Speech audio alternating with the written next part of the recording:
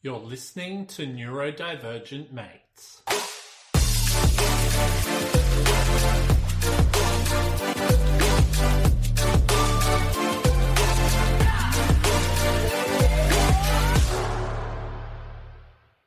Hello and welcome to another episode of Neurodivergent Mates. I'm your host, Will Wheeler, and today I'm joined with my good friend, Craig Smith. Craig, what's going on, my friend?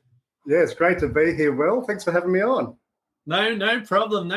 Now, for everyone who's listening today, what we're going to be covering is AI and the neurodivergent brain, a game changer for focus and productivity. And, when I thought about this, I'm like, man, I got to get Craig Smith on here.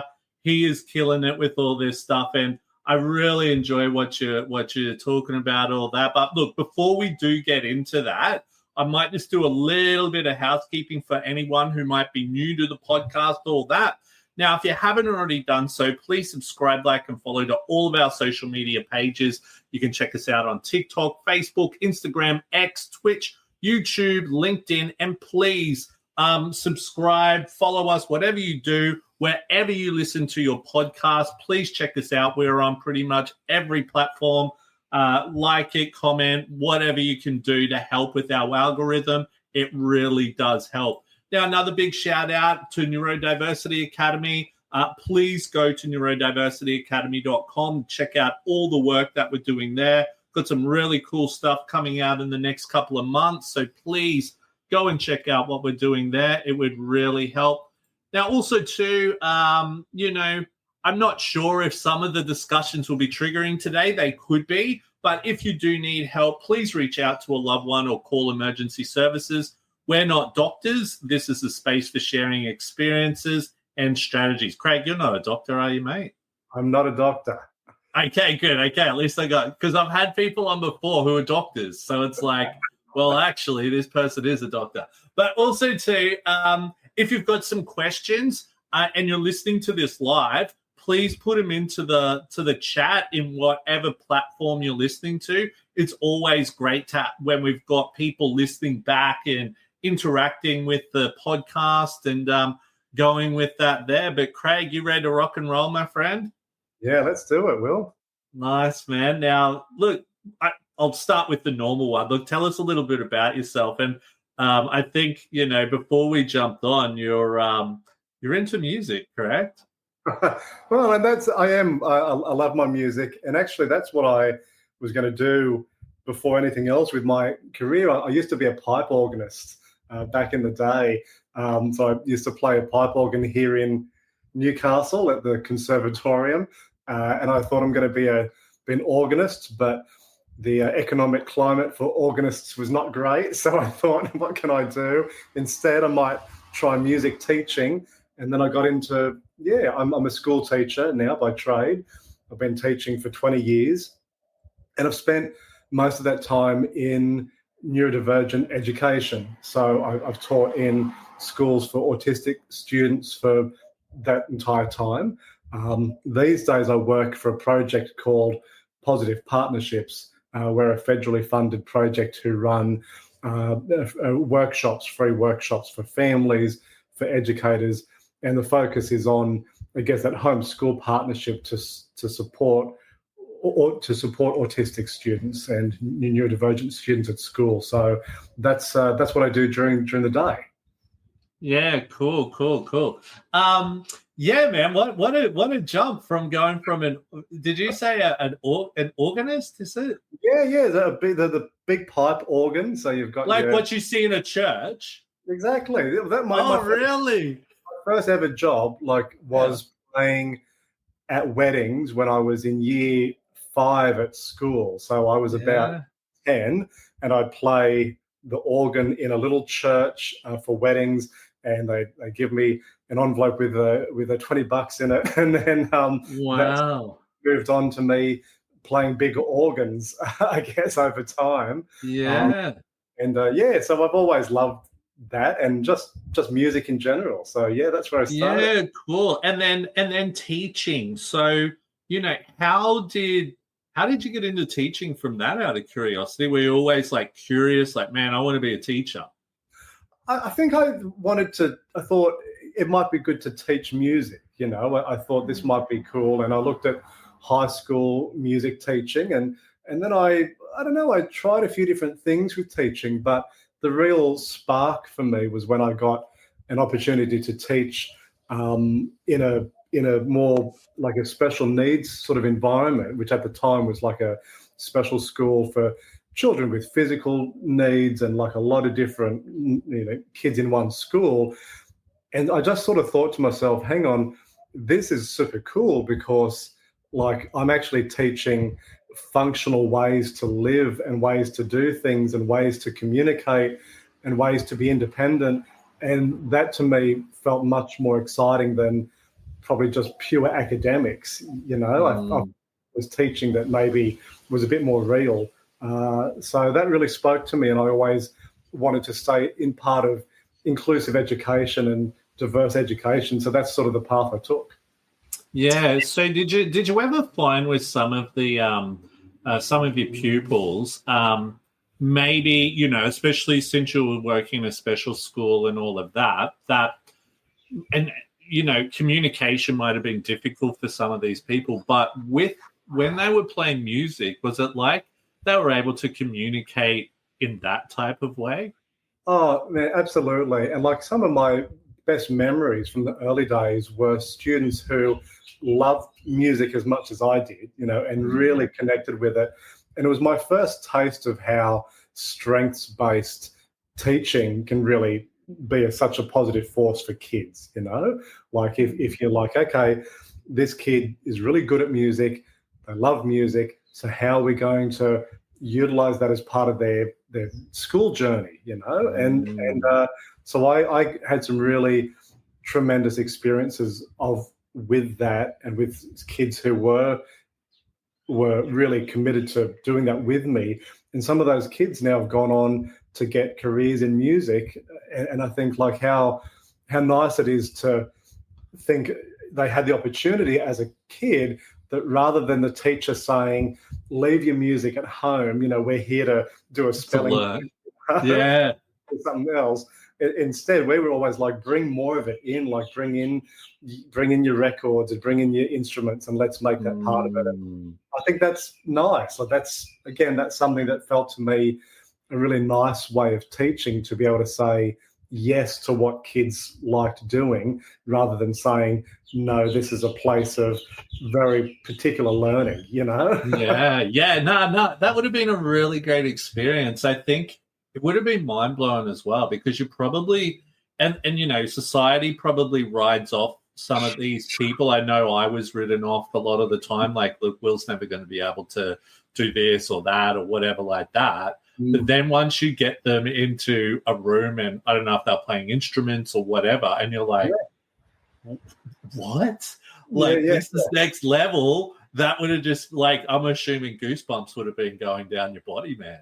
Oh, absolutely. And I think too, it really led me to, I've always, like, music's been one. We've always made movies. Any class I've taught, we've made a big movie. So you teach kids filmmaking skills and all of the good stuff. It was often like sort of tech-based. So I've always been interested in technology. And, when the iPad first came out, which was when I was probably 5 or 6 years into teaching, is when the iPad came out and mobile technology started to really come into its own. That really changed things for us too, because suddenly, you didn't just have to say, let's go to the computer lab and sit down and learn how to write a song on the computer. It's like, let's take this iPad outside and record the birds, and then let's sample that and turn that into some sort of beat. And it was like, that is cool. Someone else has the iPad and they're filming a film clip, and it's like we can start to do some really cool stuff. So that is cool. Yeah. And like that would have, like, it sort of brings back memories from school, not having that and going to the computer lab. And I think, and even if I remember back to primary school, I remember it'd be like, okay, such and such and such and such, you're next on the computer. So you would then have to take turns of going on this huge box Yeah. And yeah, man. But yeah, it would be so. And you know what, right? Like, I often think about this. Like, if I was back in school now, and probably at a really good school, I'd admit that the school I was at wasn't very supportive in regards to understanding like my struggles. I'd hate to think where I could potentially have ended up.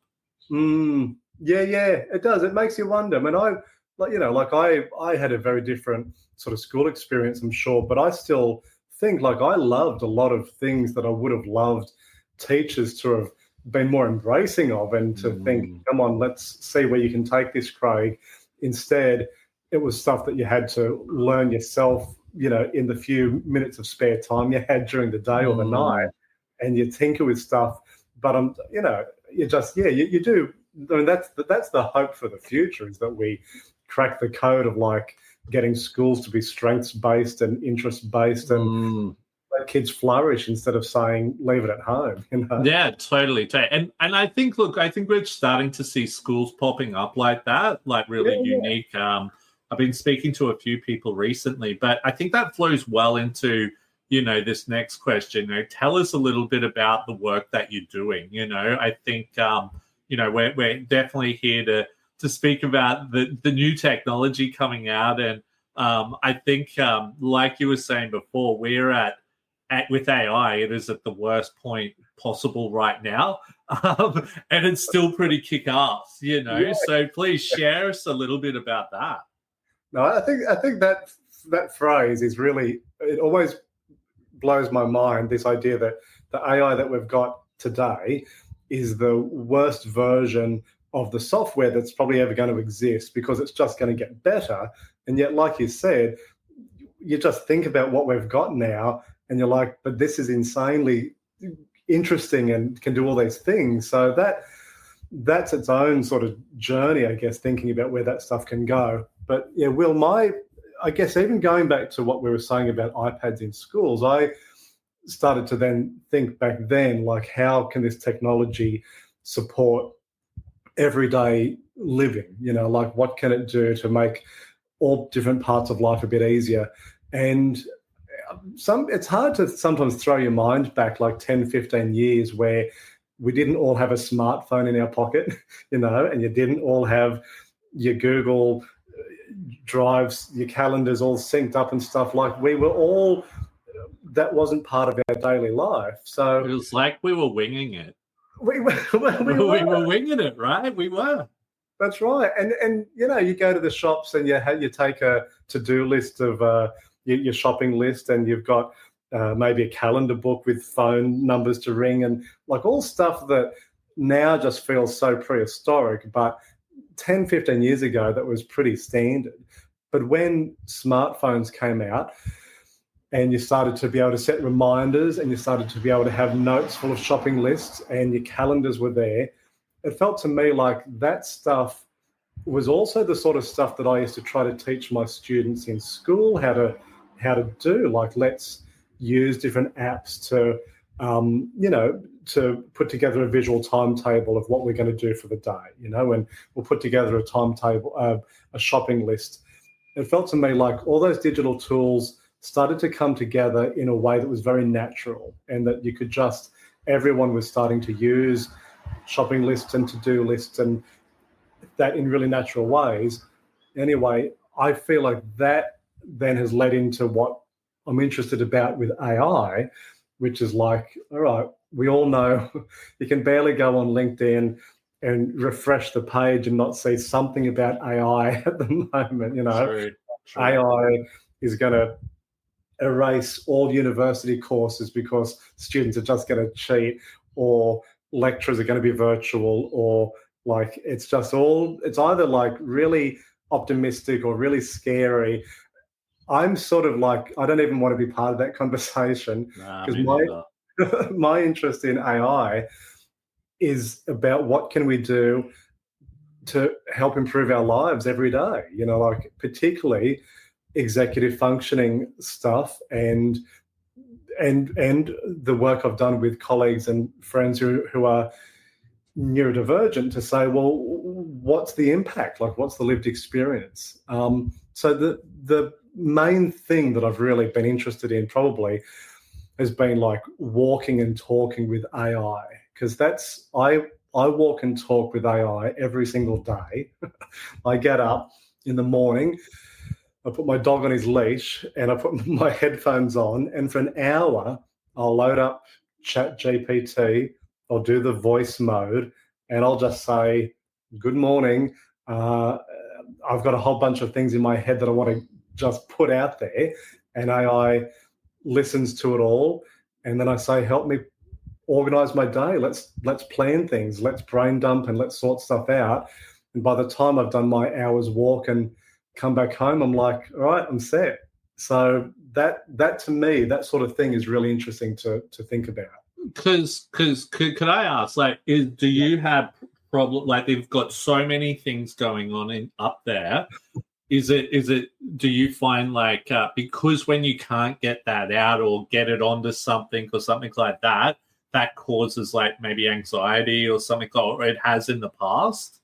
Oh, for sure. I absolutely, like, I mean, I wake up and know that I've got a whole bunch of things I didn't finish the previous day, And so you think, you go to sleep, you wake up, and I'm optimistic about the day, but I've still got a lot of things from yesterday that suddenly start to flood back in, and then things that I know I've got to do across the day to come, plus just emotions and thoughts and like memories and stuff that bubble away.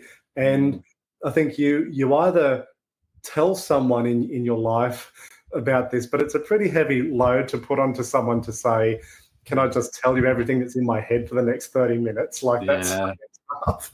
So, and some people journal, and some people have other ways of getting it out of their head. I've always loved writing. Like, I love to write, and that's a really big source of interest. But when I get up in the morning, I just want to go for a walk. And now that I can talk aloud and have a conversation with an AI, chat companion who over time now has gotten to know me very well, because it's got a memory bank of previous conversations we've had. So it's not like Groundhog Day, where I'm waking up and it's like it's all the same. Like, yeah, it's like, but it's like, oh, Craig, of course you were working on this project the other day, and how did that how did that night out go with your mate the other night? It remembers and it talks about it, and it's like, this is really useful for me, And I think it's good that it would suck if it started getting to a point where it's like, oh, come on, man. Can you at least give me a break? Like, to tell you the truth, it'd probably be funny if it did that. Do you know what I mean? Because you'd be like, oh my God, what's going on? It would be more natural for sure.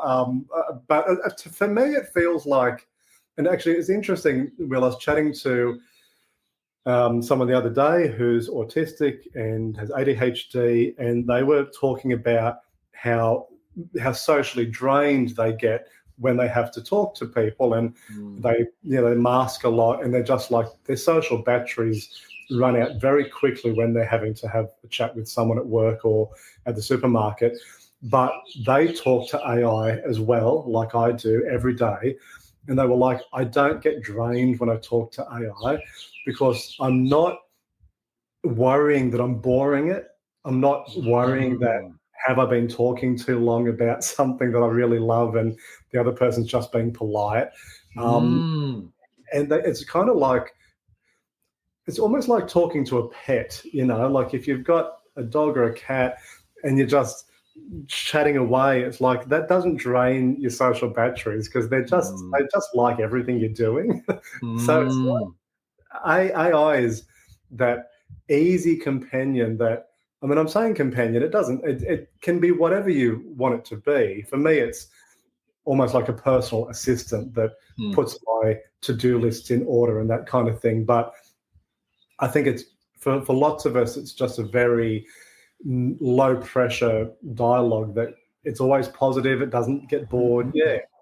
And I think as well that, like, it would be, when you're interacting with it, it's probably one less thing you have to worry about. And when I mean one less thing, and I'm not autistic, but I know for myself, let's say being dyslexic and reading, right? Mm, I'm having to focus, I'm having to take in what that information is. I'm mm. trying to make sure that I'm staying in within the lines. There's a lot of things going on in my head, which sort of clouds me from taking in the information I'm reading. So it's just like words at the end of the Yeah, day, right? But then if I'm using, say, text to speech type of thing, right? I don't yeah. have to worry about that. I can sit back, I can take in information, and Mm. it's one less thing that my mind has to do. And I'm not feeling so exhausted by it. I'm assuming maybe it's something similar because you're able to just brain dump and you're not having to Yeah, worry about all this other stuff going on. I think that's a great example, Will. It is. It takes away some of that anxiety and some of that worry about, am I, is something going on here that shouldn't be going on or that I should be more self-conscious about? I think it takes that away. But even to your point about text to speech and that kind of thing, like I've even, because I'm the same, like, I mean, I love to read, but I'll still, when you're tired or when you've got something new that's been given to you, like a research report or something that I've been sent, and I'll look at it and read the first page, and then I'll have learned nothing, so I read it again, and then I've like read it 4 times, and I'm like, I still don't know because my mind keeps wandering. What I do now, Yes. I'll get, again, like Chat GPT with the voice mode. You can have a feature now where you turn on the camera and it can see whatever you show the camera, so you can show it anything in the world. But I can say, hey, I've been reading this page for 10 minutes and I still don't get what it's about. I'm going to show you. Can you give me a summary of what it is that I'm meant to know here? And through the camera, it sees the text, it reads it instantly, and it'll say, oh, yeah, this is about, A, B, and C. It tells you what it's about. And I'm like, oh, yeah, okay, that makes sense. Now I can keep reading. But knowing that I've got this personal assistant who I can pull out any time and say, I don't get any of this. Can you help explain to me what's going on? That takes away a level of anxiety for me of thinking, how long am I going to have to sit and read this thing for because I don't get it? Like, it's nice to know you've got support there at any time of the day or night. And you know what else? What I find is that, let's say, for example, let's say we're in the workplace, for example, right? Sometimes someone would show me something and I'm like, man, I do not get that. Or I'm like, I've got to go ask them for like the 5th time. Yeah. Sorry, I need you to show me this again. When I've got these tools that I'm able to utilize, right, I'm able to go, I feel more independent because I'm not having to rely, and I'm like, okay, great, I'm on track. I can do this now. Like, for example, I had a friend of mine who's autistic, and like he sent me this huge email because he's just trying to like get out what's in his head and all of that, and it was huge, right? Like, like my business partner read it, he goes, man, that was a long email. I said, and I said, look, don't stress. And I just put it straight into ChatGPT. I said, look, can you break this down so it's easier to read for me? Easy done. And I'm like, easy. And I said to my friend who sent it, I said, man, that was a long email. I said, and he goes, oh, I'm so sorry. I said, nah, don't. I said, keep doing that because that's what works for you. You get everything out. And then I'll just use the stuff on my end to work with it. So don't stress at all. Yeah. And that's a really good point, Will. It lets people work how they want to work. You're not restricting them, with the email that they're sending. You've got tools to personalize it to what you need for access. And then you can, I do the same. Like I was only using it earlier this afternoon. I was pretty tired and I'm looking at this email that's come through and someone had like all these things they wanted me to do, and there was like 5 different parts to it. And I just couldn't quite work out exactly what they were asking of me. It was like, if it had been 9 o'clock in the morning, I probably would have got it. But at 3:30 in the afternoon, I'm just like, what do you want? So I put it in ChatGPT. I said, I've been sent this email. I don't really know what I'm meant to do. Can you explain it to me? And instantly it's like, yeah, you need to do this, this, and this. I'm like, oh, well, that's fine. I can do that. And that was, like, again, I don't have to ring someone, go to someone and say, for the seventh time this afternoon, I don't know what to do. It makes you be more independent. It's good. It does. So we've got Cindy, who's just actually connected with me today. Thank you so much, Cindy, for coming on. It was actually interesting because she messaged me and she's like, oh my God, AI has changed my life. I said, man, you should check out this. You should check out the podcast we're doing today. And, great for problem solving. Yeah, totally. I love it. It's honestly changed my life. But look, moving on from that, like, how do neurodivergent individuals use AI to support executive functioning challenges like organization, time management, and focus? Now, before we do get into that, and I don't know if this is right or not, I don't, because I was only listening. I was listening to this autistic guy talking about AI, and he's right into it. And he was talking about, I don't know if it's like you wear something or it does something, but what you can do, and maybe you wear headphones or something, I don't know, or you've got like an earpiece in or something, but apparently like you can go into, say, like a room where there's a lot of sensory overload type of stuff, and the AI can actually, like, I don't know if it deadens the stuff or something like that. So I have no idea. Does that sound familiar to you? Gosh, you've got me thinking. It doesn't at the moment. I can't think of what that would be, but it does sound like it would be some sort of almost noise. I should connect you with this guy. Yeah, I'll connect you with him. Yeah, you might have a good chat. Yeah, I'd like to learn more, because I've definitely seen stuff in the past where it's headphone based. It tries to get a sense of the room, what's the sensory environment, what's the size, and it tries to like adjust noise cancelling stuff to, make it a bit smarter with its filtering than just on or off, But yeah, do connect me, Will. I'd like to learn more. Well, I just thought I'll throw it to you, and if you don't know, I'll know. But when I heard it, I was like, oh my God, that's like a life changer, because think of how many people, especially who are maybe an older generation than you and I, who went through the workforce not even knowing they're autistic, or even just neurodivergent in themselves, and having to deal with all this stuff and not realizing that this was the case. Now they understand it a lot better, and there's all this technology they're able to utilize as well. I mean, I'm like without getting too science fiction about it all, that stuff to me is going to be super fascinating to watch over the next 5 to 10 years, because I was really interested in augmented reality, like when it started to come in to play.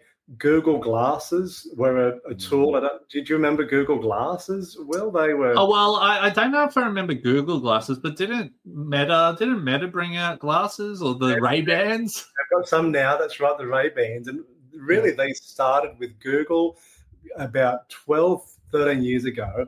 Had this experimental reading glasses, and it had a little screen in the corner that would project onto your eye, and you could look around you, but it would overlay things onto your eyes, So you might say, how do I get to the local McDonald's?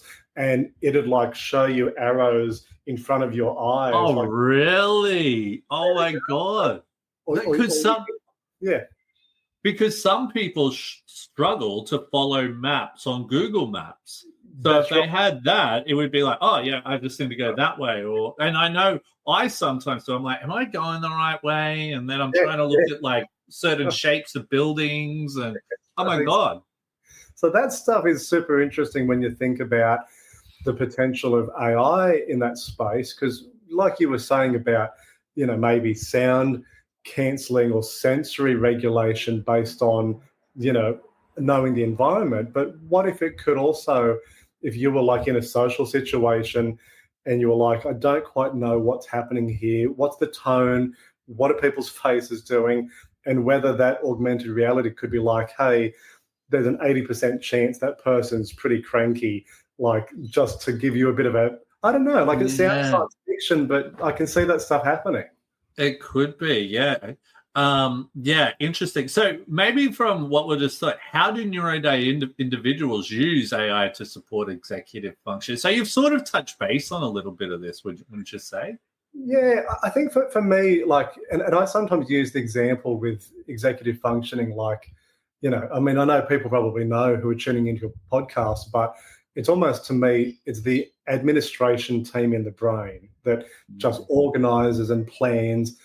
And I say, like, it doesn't matter how brilliant other departments of your business are. Like, you might be great at music, you might be great at maths, but if the admin team is not keeping things coordinated, like, that's where things start to fall down. And so for me, I'm always like, well, where can AI support that administration team? So it is things like, it's planning, it's time management, it's the sort of stuff that I was saying earlier about, like, taking a morning walk and just saying, I've got 6 things that I know I need to get done across the day, and then saying to AI, can you help me prioritize these, and, like, what sort of order should I do them in, and how long should each of those things take?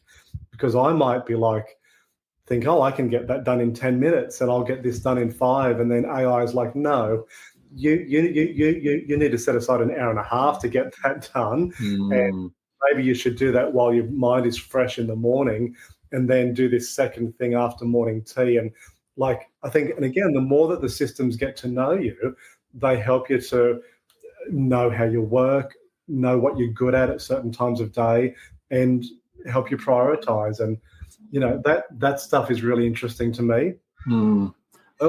I got an email, Will, the other day from someone who they're neurodivergent, they're autistic and ADHD, and they said one of their big challenges is procrastination. Like, they want to start something, they know they want to do something, but they just can't make themselves do it.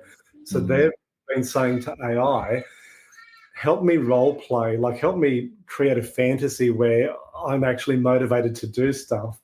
And so now their AI, or their chat GPT, says to them, all right, you're a secret, like, private investigator, and you need to find a secret dossier in your email inbox. You've got 2 minutes before it, like, blows up. Go now. And they're like, all right. So they're in private investigator mode, find the email, I found it. And then AI's like, good job. Now you've got to, so it turns it into a role play. That I've never heard of that. And that is so like if you could, that is awesome. It's playful, isn't it? Like, it's just, and that could be good for kids too, right? Yeah, that's exactly right. And like, one of the first things that I really liked with AI and this sort of chat GPT stuff was, I've got a friend who's got a daughter who's got ADHD, and she's just, like, really finds it difficult to keep her room tidy, which I struggle with. I'm sure we all have challenges with that, but her room was just constant chaos. And it wasn't that she was, like, lazy. She wasn't. She just couldn't work out how to get her room sorted out. So I made a little application with ChatGPT called the Room Tidy Organizer, or whatever, the Room Tidy Assistant. And she'd take a photo of her room, and ChatGPT would say, okay, I see what we're working with here. I'm going to help you step by step. So first things first, let's get the clothes off the floor and put them in the clothes basket. Then I want you to take another photo, and we'll work on the next step. So it would guide her through, because it would see the room. And it wasn't her parents saying, your room's a mess, you've got to tidy up. Like, she hated that, and it wasn't motivating. But when she had this app, and she could say to the app, because she loved things like Harry Potter, she'd be like, can you talk to me in, like, a character from Harry Potter? So it's like, Harry Potter style dialogue telling her how to tidy up the bedroom, and she would get it done. And I'm like, that's really cool, That is awesome. And what I was thinking, right, when you were talking about that, I think a big thing that I remember, and I still see it happening now, is that, especially with as a neurodivergent kid growing up, and my parents were awesome, but I think they did a little bit too much for me. So it took me a lot longer to really, I suppose, do things on my own or feel comfortable to do that type of stuff. I'm assuming this could probably be really good, especially let's say you've got a senior student in high school and then next year they're going to be going to university or they're going, man, I'm going to go travel the world or whatever, right? I think that could be really great for them to, even probably before they finish high school, to really start getting into, doing certain things like that. I think it's a really critical component, Will, of exactly what you've said, of someone in that young person's life, an adult, a teacher, having the coaching skills to say, let's look at what sort of tech tools you want to put in your backpack, what sort of AI tools, what sort of other tools are you going to use to take into the future with you to help with independence, to help do these things? Because I think we both know, like, there's so much noise out there, particularly with AI. And if you are a young person in high school, you're probably, wondering, well, is it all just junk or is it all just like, what's it going to be? And I think, do I use? What do I use? Yeah, exactly. Because every other week there's a new, latest and best thing coming out. But I think that this is where some support for young people to say, this is how to use it. This is a really safe way of engaging with it. And I think this could be really useful for you going to a job, or moving out of home, and doing stuff like that. Yes. Because I think the biggest thing for me, what really changed my life was I broke up with my ex-girlfriend. That was probably a good part as well, but actually going and traveling overseas. So I didn't have my parents around. Now, don't get me wrong, I still was struggling with a lot of stuff, but I had to think on my own 2 feet, right? Yeah. But I probably could have, and that's what really changed me. But I probably, if I had these types of tools, I probably would have been at that level a lot earlier. Yeah. I mean, I think so too. And I know some people will push back and say, oh, we're going to just raise a generation of people who are reliant upon technology. And what if ChatGPT disappears one day and you've made them reliant upon this tool? But for me, I find that very hard. I mean, I think it's always important. We don't always want to be super connected to tech for every single part of our life. But I think we all know we do have our phones, we have our laptops, we have our computers. We don't pretend they don't exist. We want to use them as well as we can for the things that we need to do. Now that we've got AI, let's use it as well to try and maximize our capacity without worrying, well, what if it disappears? I mean, what if everything disappears? Like, to me, I don't think that should stop you from using good tools to do good stuff. Well, you know what? When you think about it, if you go right back, right, a clock was new technology at one point. Yeah. The wheel, the wheel was technology at one point. A horse and cart was technology at one point, and then it went into a car. So they become everyday tools, and I don't know if it could disappear. Who knows? But I think you do pick up some pretty good skills anyway. I'd much rather think that someone, got a lot of benefit out of something and it guided them into new avenues to develop different parts of their life, rather than saying, I don't know about this AI stuff, let's not worry, I think totally. Yeah, especially when the world is evolving. And if you go, well, no, I'm not going to use that. And it was really interesting because I see people, I remember when I was in high school, there'd be certain people in high school who'd be like, man, I'm not doing that. And there'd be new technology. And I think about them now and I'm like, man, these people aren't even on like social media or anything like that. And I'm like, they're probably stuck in this old school way of things where I'm like, man, give it to me. Exactly right. So I think someone, see what happens. So, Jennifer's come through. So love listening. What a great collab. Oh, hang on. I'll put it up on the screen. What a great collab.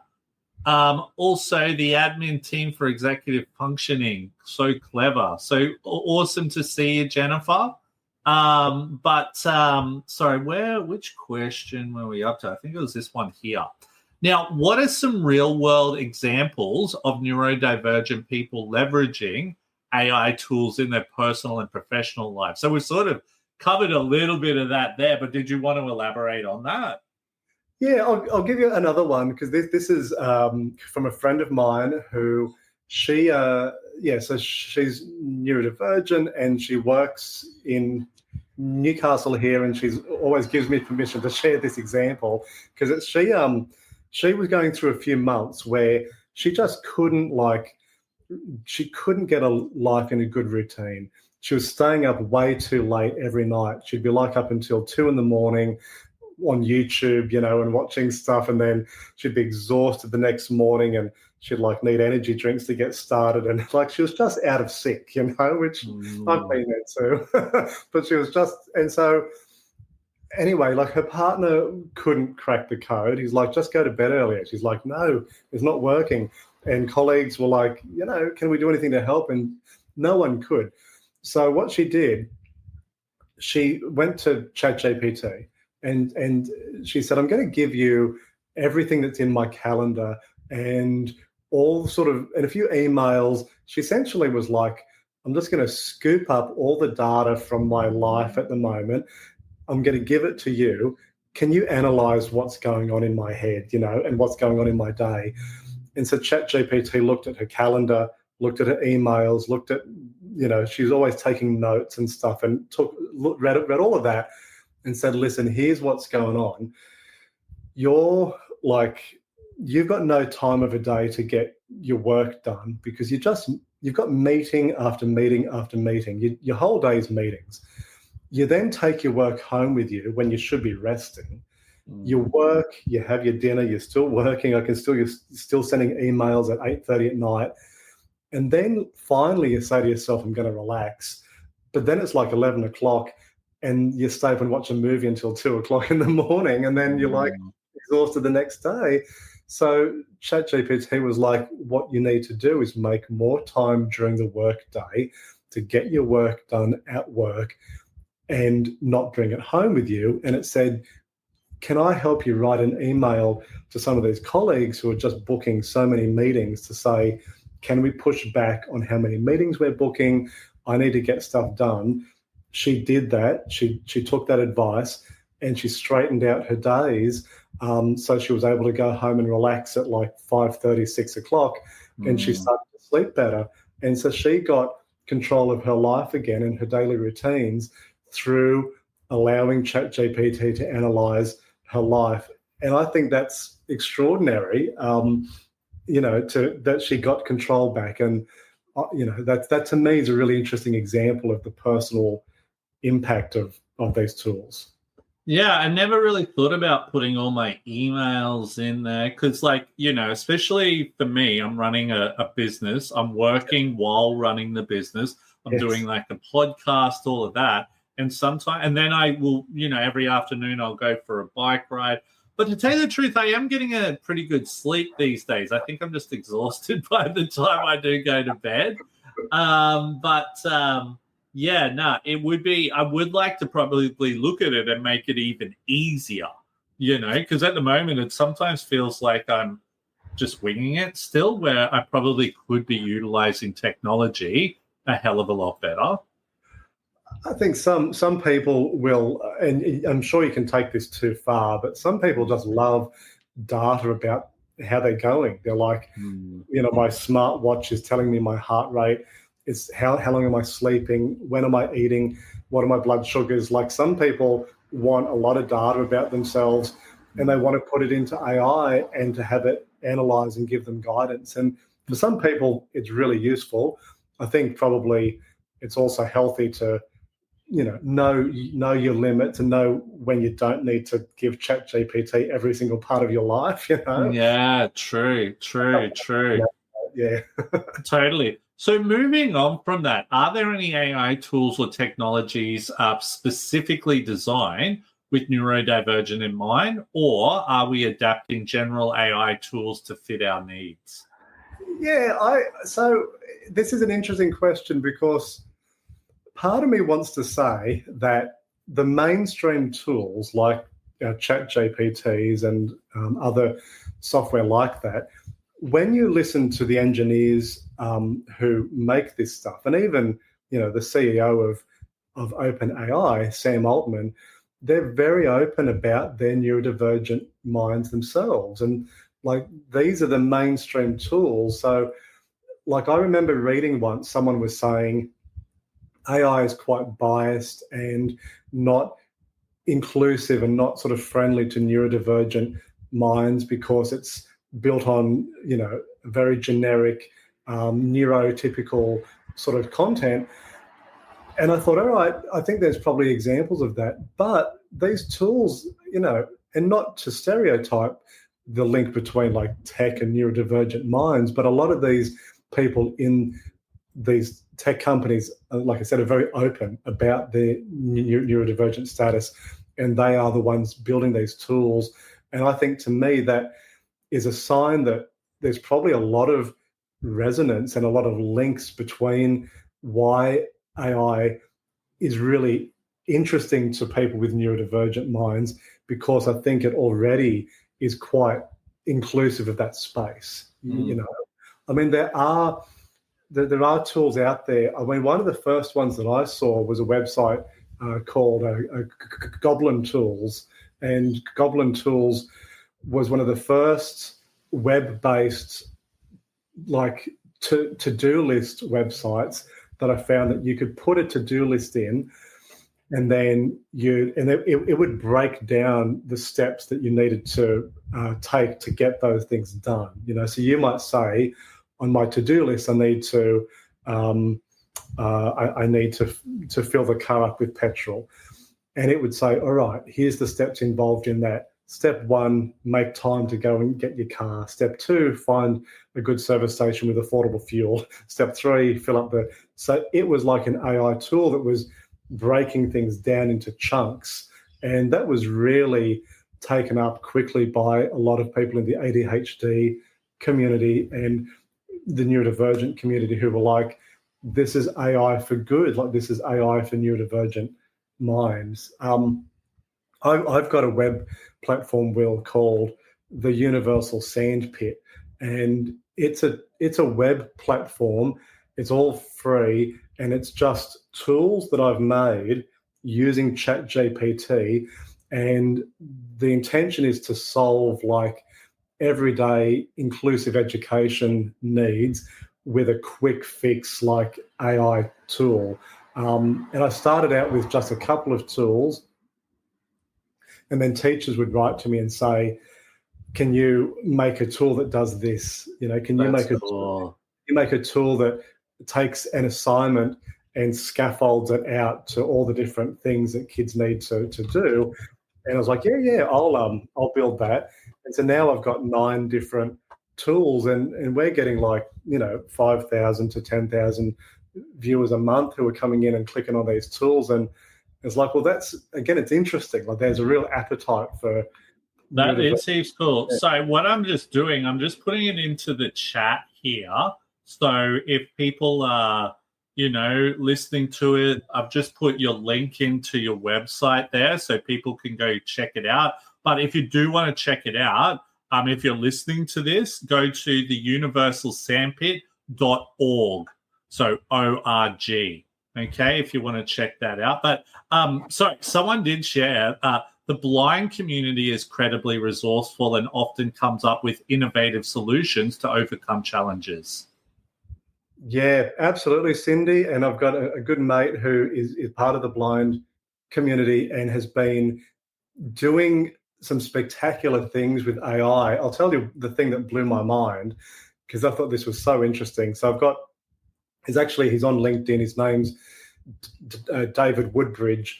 And what David's been doing, he's got a device that is Braille, but it's like, it's essentially like whereas a Braille book is like printed, with Braille that you touch and read, this device brings up Braille in like a tactile platform that is responsive to whatever you load into it. So you could load in a book and the little dots come up to make the words of the book, or you could load in a picture and you could feel the outline of the picture, for example. So it's that type of thing. And anyway, David gets ChatGPT and he'll say, hey, I want you to create a model of the Sydney Opera House and make this model and then send it to my Braille device.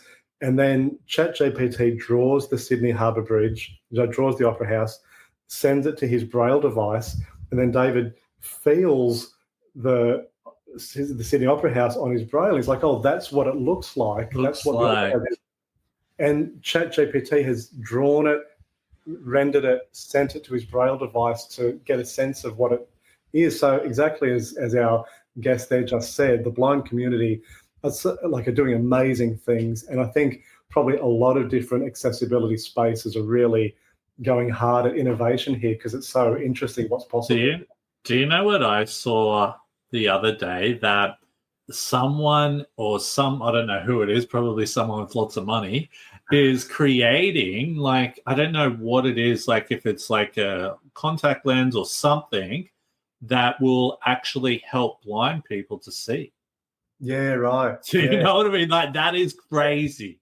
Yeah. Oh, yeah. That's that whole space, the sort of biotech and what they're going to do there. It's mind blowing. It's going to be so interesting to see what happens. Like from what I've seen with some of that technology that they're working on, there are some blind people who I don't know what they've done, but they've got it. I don't know if it's something in the brain or something, where they're actually able to pick up shapes now. They can't see clearly, but that's a hell of a step from seeing nothing to seeing shapes and all of that. So, like you said before, like with technology, we're going around so fast now that it could be. And, even thinking about the stuff with like, like Neuralink and stuff like that, where people who can't walk will be able to walk again one day. Like, that is crazy. Yeah. No, it's massive, and it's really interesting, and we'll have to see where it all goes. Totally. And I think that actually goes into the next question really well. So what are the ethical concerns or risks around AI when it comes to neurodivergence, such as over-reliance, privacy, or accessibility? Now, you touched a little bit on that before, but what are your thoughts anyway? Yeah, no, you're right. We did talk about it. I think that the thing that comes to mind for me, probably more than anything, is I do wonder and slightly worry about, like, particularly people in the neurodivergent community who I'm thinking of, like, young people that I've worked with in the past, Will, who might be a little bit socially isolated and might find it difficult to connect, and they want to have friendships, and they want to get a partner, and they want to be part of that space. Part of me worries that if they, were to get so much into AI and to create an AI partner or AI friends, and they're having a lot of those conversations at home, that I wouldn't like to think that replaced the opportunity to actually go out and do other stuff, because I can see the rabbit hole where you could fall into. I mean, even me, I'm talking every day to an AI personal assistant. It's amazing, and I get a lot of use out of it. But I've also got a really healthy, I've got friends, I've got family, I've got colleagues. It's not the only person I'm talking to. I guess it's not even a person, it's software. Yeah. If you were chatting to someone to that software and other chatbots all day and night, that makes me worry. I think there should be people who can coach and guide and support young people who are maybe at risk of falling into that rabbit hole, to say, this technology can be super useful and we want you to use it well. Just don't rely on it being your social contact for everything. Yeah, no, that's actually a really good point because, and I think this is the thing, we should try and utilize it to be more social. Yeah. And I mean be more social with actual real people, not AI as such and so forth there. So, yeah, totally agree on that one. But look, moving forward, we are getting close to the end of the podcast, but what does the future of AI and neurodiversity look like? How can we advocate for more inclusive AI development, do you think? Yeah, I think that the more that we get, authentic neurodivergent voices in this space and using the technology, sharing examples, like when I first started to get interested in it, I didn't have a lot of real world experience or others coming forward to share their stories. I thought, I hope this is useful. I hope this stuff it goes well, and I've been really thrilled that over the past year and a bit of doing this stuff, so many people reach out all the time and say, I'm using it for this, or I'm going to start doing this. And now their voices are becoming part of this space. And I think the technology is adapting to that. Like I spend quite a bit of time on the forums on Reddit, the chat GPT forums, the AI forums. There are so many neurodivergent folk on there who share their stories about what they would like the technology to do. And then it feels like a couple of months later, it comes true, So I think the more that people share what they want and get value from, the technology does go that way. And then suddenly it becomes very inclusive and very neurodivergent friendly. So I think the more sharing of examples, sharing what you want, I think that's going to be interesting to see where it all goes. And I think, especially from a workplace point of view and, education point of view, and I'm even talking about tertiary education, all of that, Yeah. I think these places do need to start looking into how can we use this. I'm working at some places at the moment, and it's like, oh, no, we're not allowed to use AI here because the CTO has said that it's a security threat, all of that. And it's like, well, you need to get your crap together because the rest of the world is adapting to this. If you're going to live in this prehistoric ice age almost, you're going to get left behind. And to me, Will, that line just doesn't exist anymore because I get it too. I have people say, you're not allowed to use AI for this or for that. And I'm like, man, my phone has Apple Intelligence now. Every email, every note, every text message is being AI summarized and, guiding me what I might say next. It's like there's no line in the sand that I'm walking in either no AI or AI. It's all just a blend now. So for universities, for workplaces to be like, we're not going to do AI, it's like, I'm sorry, that time has passed. Like it's all here now. Yep. What you need to do is be responsive and actually give people good ways to use this stuff to improve the way they work, the way they live, instead of pretending like it doesn't exist. And I think as well that could even be why people go work for some of these workplaces or even go study at an institution because that's there compared to, say, this one who's like, well, no, we're going to live in the past. We can't. But, if they're worried about security things, they're going to have to step it up because the world is evolving. You need to start stepping it up and finding out what you can put into place for that. Totally agree. Yeah, that's got to be. It shouldn't restrict what people can get out of it. The IT groups or the companies or the CTO, they've got to meet people where they're at and make it work for them. Totally. Hey, Craig, awesome having you on today. Now, if people want to connect with you or find out more about your work, where's the best place to go find you? Yeah, I'd go to theuniversalsandpit.org, like you shared earlier, Will. That's really my AI base these days. I keep adding resources up there. My contact details are there. So that's where I'll keep adding stuff in the months to come. Yeah, cool. Craig, Awesome chat today. It really opened my mind to a hell of a lot of stuff. And look, anyone listening, please connect with Craig. He's got some awesome things happening. Hopefully, if I've been wanting to get up to Newcastle, to tell you the truth. I know a few neurodivergent people up in Newcastle now, so I should make my way up there one day. Yeah, take a road trip and we'll head out and have some lunch. That sounds great. Yeah. It'd actually be cool to maybe check out. So where can I check your music out, by the way? Oh, yeah. So I go under the name Rennersmeer, which is spelled W-R-E-N. Hang on, slow down, mate. I'm dyslexic. Okay, so what is it? W-R? The W-R. Yep. And then E-N. E-N, yep. A-S. A-S, yep. M-I-R.